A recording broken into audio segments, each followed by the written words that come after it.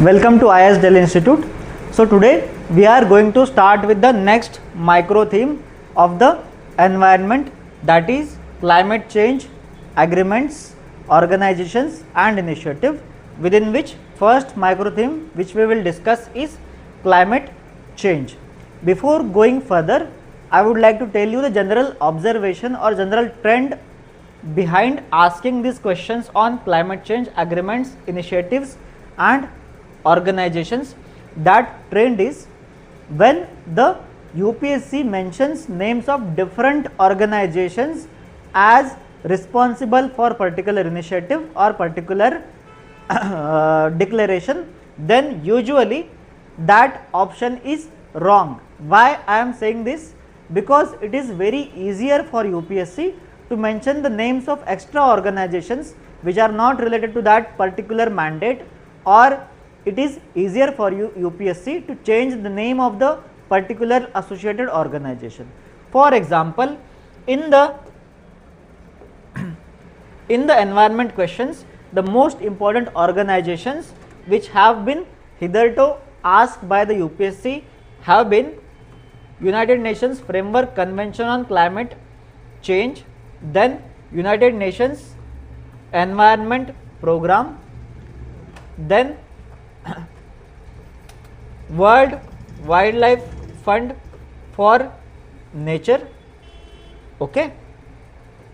So these are some important organizations. Now what UPSC will do is that within the framing of certain options, they will club this UNFCCC with the World Economic Forum, or they will club United Nations Environment Program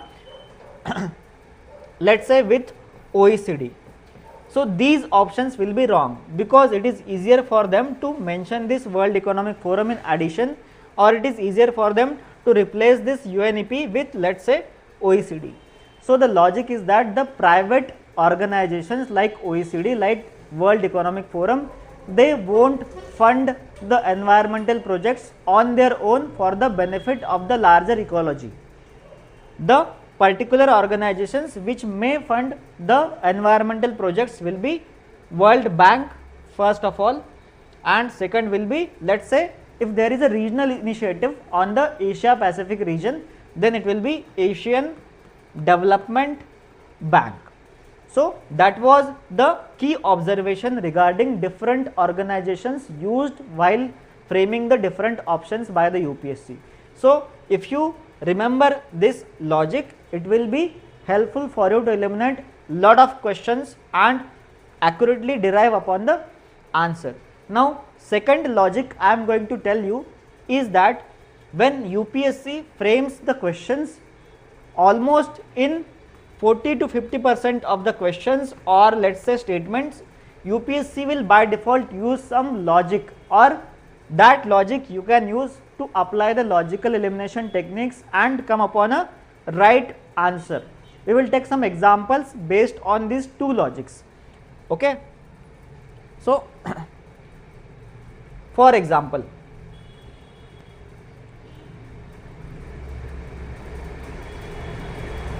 so carbon fertilization. So here the logic of name based association works. So carbon fertilization, when carbon fertilization occurs, then it will result into increase in the carbon in the environment in the form of carbon dioxide. So when carbon dioxide increases, plants take more of carbon dioxide and it results in their increased productivity. So only logical explanation suitable as per this logic is increased plant growth due to increased concentration of CO2 in the atmosphere. And if you don't know this logic, it is also a common knowledge which has been given in the NCERT. Okay? So answer is A. Again, the thing which I told you, climate and clean air coalition, it is not an initiative of the G20 group because it is easier for UPSC to change the names of the organization. Okay? It is not an initiative of G20 group, it is a governmental organization, and CCAC is an initiative of a non-profit NGO. Okay? So one more question example is there. Then let's say Again, the sustainable developmental goals were first proposed in 1972 by global think tank called as Club of Rome. Now, this is also wrong because it is easier for UPSC to change the names, and it was first proposed in 1992 in the not in 1992, in the 2012 by United Nations Sustainable Development Summit. ठीक है? Again, see the logic. If the temperature increases beyond 3 degrees Celsius, then terrestrial biosphere tends towards a net carbon source. So more carbon dioxide will be emitted, and it will be true.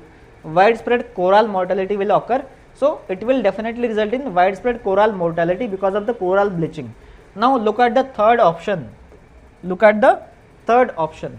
All the global wetlands will permanently disappear. This is a very extreme statement and highly unlikely scenario. This will be wrong.